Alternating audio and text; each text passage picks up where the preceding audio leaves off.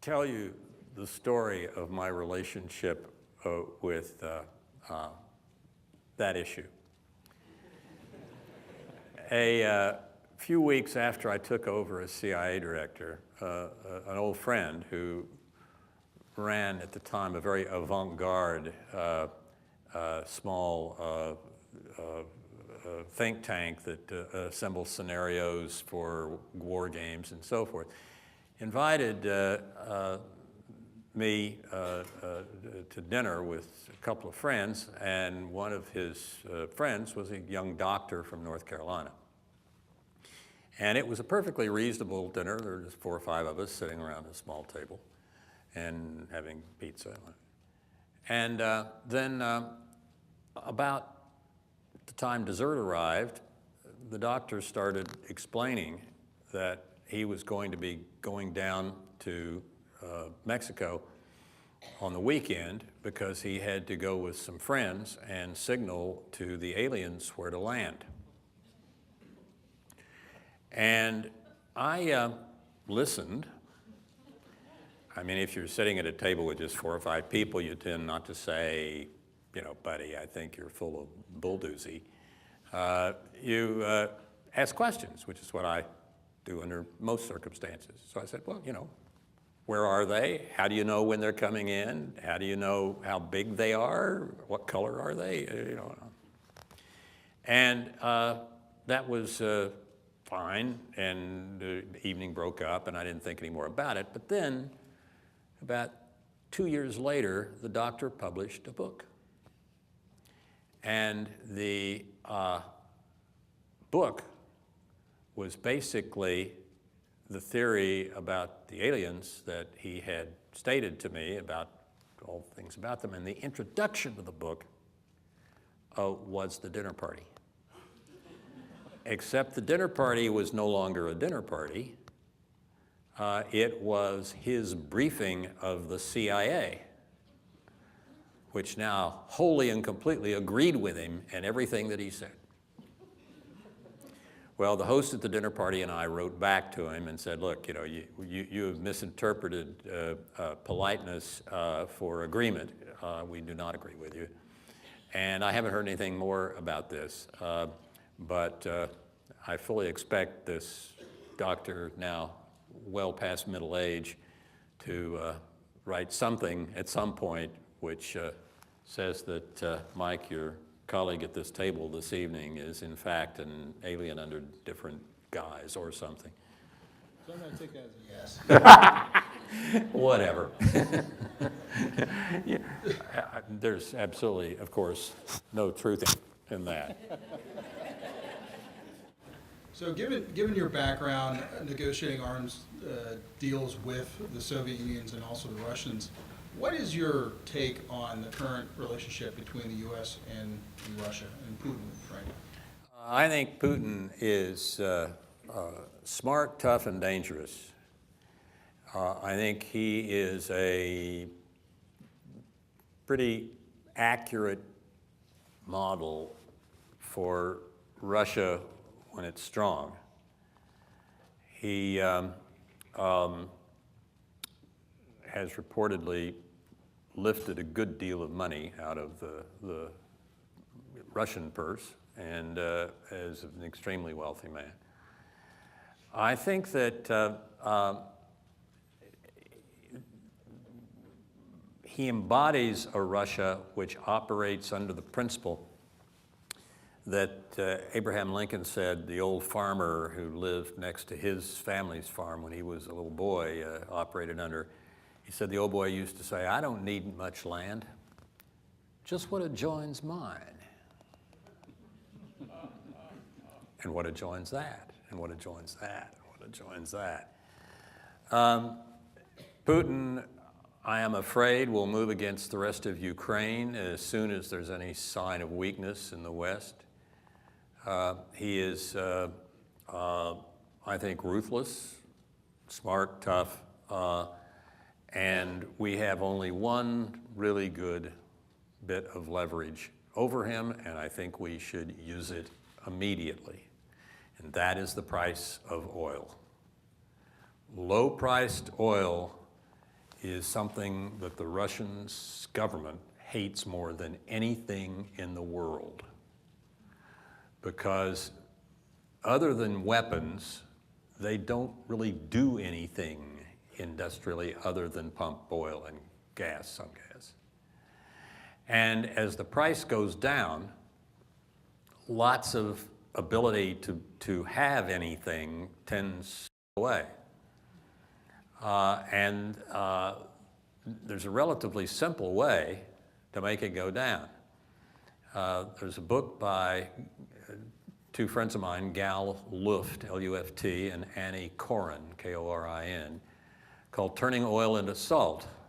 I've had an op-ed myself on that subject several years ago, but Annie and Gal are the main proponents of it. And what it says is very simple. It says that it's easy to run vehicles on methanol with an M, that it can be made from almost anything. We called it wood alcohol years ago. Its combination of its price and its cleanliness and all the rest make it a very attractive opponent of gasoline.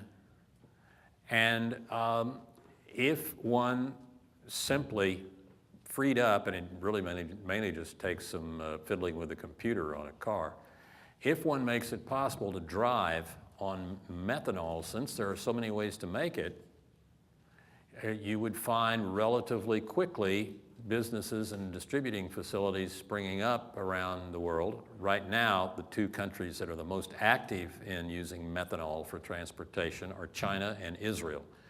And they're both doing a very good job, and they know exactly what they're doing. They are undercutting Russia and Iran, because low prices for oil are the nightmare of both of those imperial countries. So I would, as soon as possible, give automobile companies a break in their CAFE credits to give them an incentive, and let there be competition. No subsidies, none of that. Just let there be competition against petroleum-based fuels, and watch the price of oil and gasoline go down, and watch Mr. Putin get very, very sad. That would be the tack I would take. Turning to violent extremism, what are your thoughts on countering violent extremism, especially what we've seen online from like Islamic State and things like that? First of all, call it by its name. It's Islamist terrorism. And thank you. And I think violent extremism, if you can't describe something accurately, you can't oppose it effectively. Political correctness is a huge drag on being able effectively to fight Islamist terror. If you want to search around for some other formulation, feel free, but to pretend that it is just sort of a half a step away from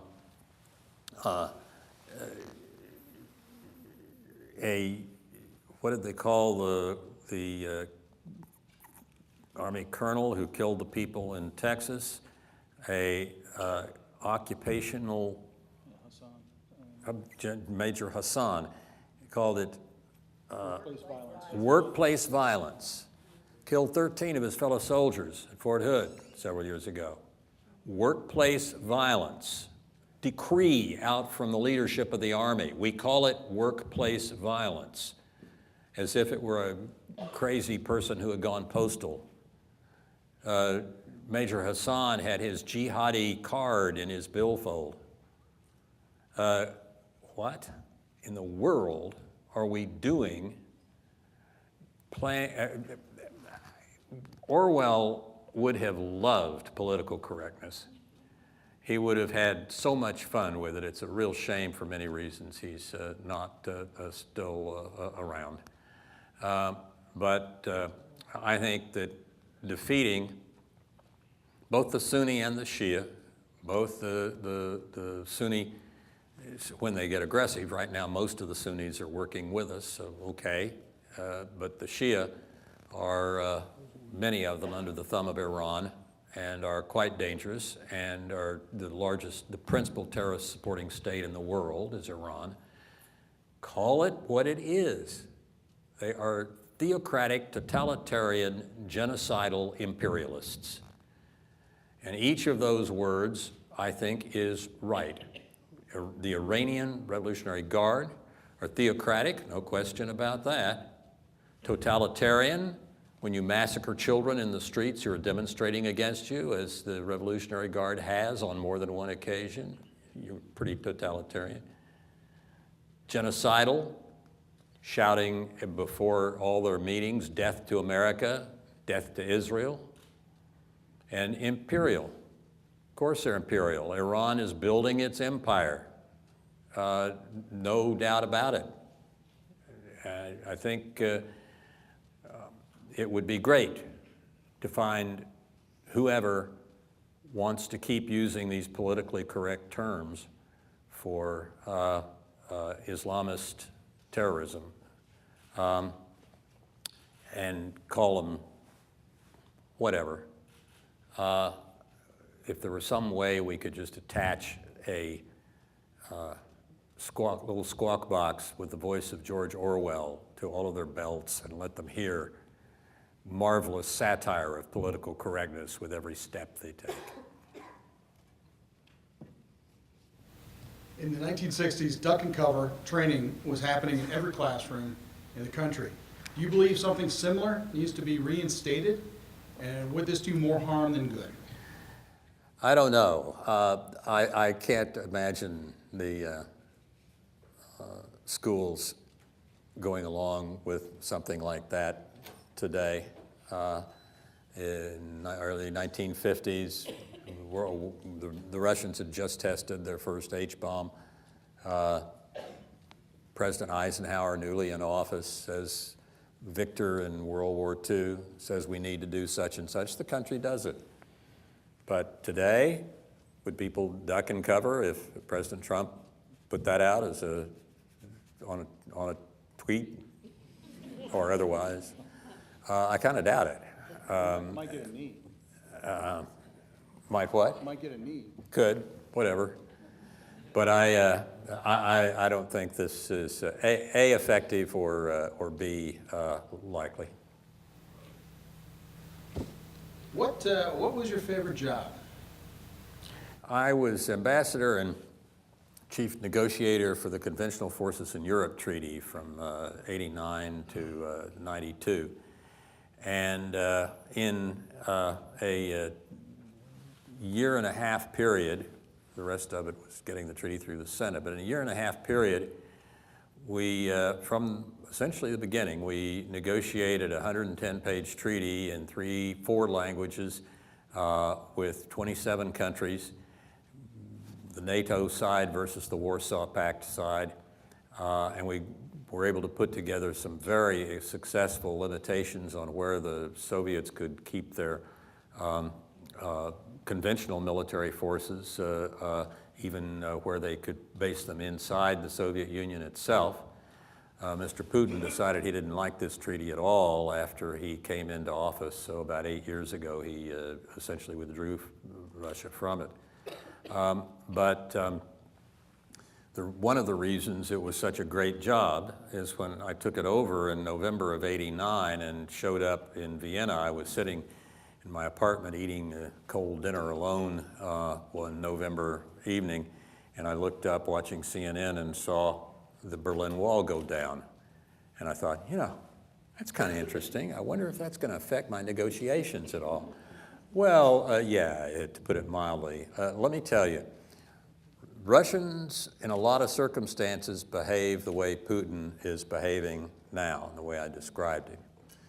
But if you want to see nice Russians end one of their empires, such as the possession of East Germany and the Berlin Wall, once they see their empires start to fall, they are real sweethearts. Let me tell you, they are really nice. And many of the Russian negotiators were KGB, of course, so it took a bit of a stretch for them to be nice. But they loved us Americans because we were willing to be nice to them. I put on, U.S. government paid for it. I put on Soviet American opera evenings and Soviet American barbecues and so forth. And the nicer they were and I was, the more concessions we got from them in the negotiations. It was just terrific.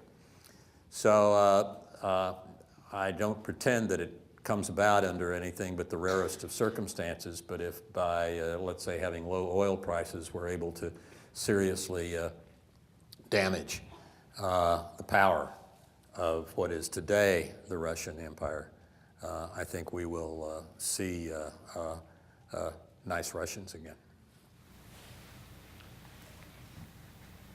With the recent leaks of intelligence, the Edward Snowdens and the reality winners, how has that challenged counterintelligence? And being a former director of Central Intelligence, what are your thoughts on these massive breaches of intelligence? Well, I think there's no excuse for them.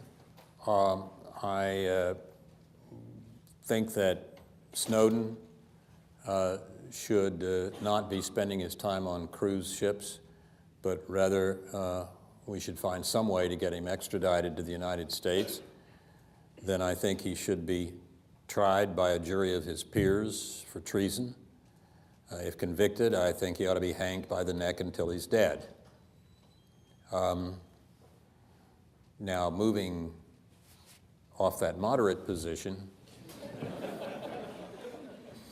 to something a little more decisive, I think that these leaks, half of our Social Security numbers to a data system that broadcasts them over the internet, it goes on and on and on. These leaks are extremely damaging, and they result in people getting killed, American agents overseas, assets, people working for us, and American case officers. They are sometimes done by individuals who have a better behavior and approach than what I characterized for Snowden. Andy McCarthy, who is, by the way, from my point of view, the best person to read on the web on all of these legal issues involving intelligence and the like. Andrew C. McCarthy is just superb. Andy and I were debate partners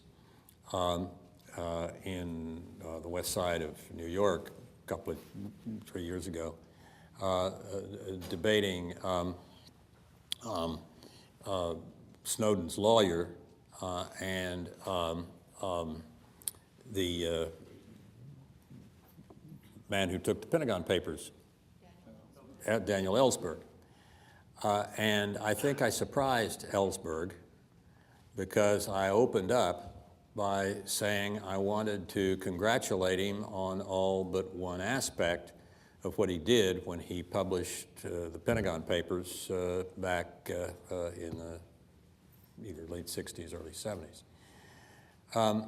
I said, as contrasted to Snowden, the first thing you did was come back to the United States from where you were overseas and agree to be tried before a jury of your peers. You were acquitted because the court made a procedural error, but that alone showed, I thought, a great deal of character and patriotism. And second, what Ellsberg took from the secure secret level files and allowed to be published by the New York Times were policy papers. Now, policy papers can sometimes very legitimately be classified, and I imagine these were, but typically the damage from seeing that there's been a policy dispute in the U.S. government, much of which would have been reflected in the newspapers anyway, is a very different thing from betraying the operating frequency of a radar or something that will get a pilot or an American soldier killed. So I opened that debate by saying, you know, I wish that other whistleblowers, which I normally don't call them, behaved more like you, Daniel Ellsberg, and less like Snowden.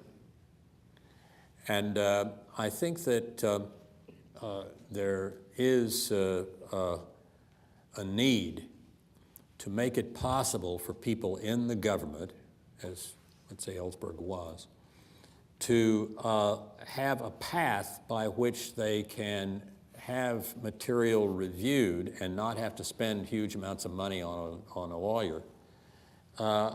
And there several people are setting up a new 501c3 organization to help whistleblowers blow whistles without their having to disclose or seeing disclosed publicly the matter that disturbs them. And sometimes their whistleblowers are disturbed by things they ought to be disturbed by. So it's a complicated field, but I think I may have surprised at least one or two people by saying he's not my ideal. I don't think he should have published the Pentagon Papers, but within the world of whistleblowers who leak classified material, Daniel Ellsberg is a man I think of some character and honor. We're coming to the end of our time here, but I have one more question for you. Would you be interested in going back into government and being the director of the CIA or the director of national intelligence? My wife's sitting on the front row, and she just started to throw something at your head. I'd be delighted for her to have the job, and she would she would be very good at it. I was told by Michael Flynn that he wondered whether or not I would be interested in having my old job back. This was November. And I asked if I would have to report to him or whether I could report to the president as the statutory system sets up. And he said that no, I would report to him. And so I said, well, you know, thanks but no thanks. See you around Washington.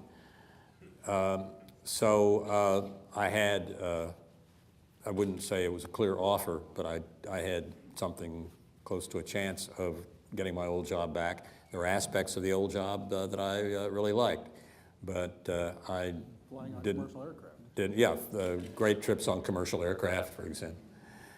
But I didn't want to report to General Flynn, and 3 weeks after I said that, he started getting in some legal difficulties. Well, thank you everyone for coming tonight. This has been great. I want to personally thank you and your wife Cindy, Nancy, for coming down. Different wife. Yeah, sorry. He has actually been here all day today. He came down this morning, met with some classes, had a lot of meetings, and actually decided to stay for this question and answer session tonight. So thank you very much, and I really appreciate it. Thank you.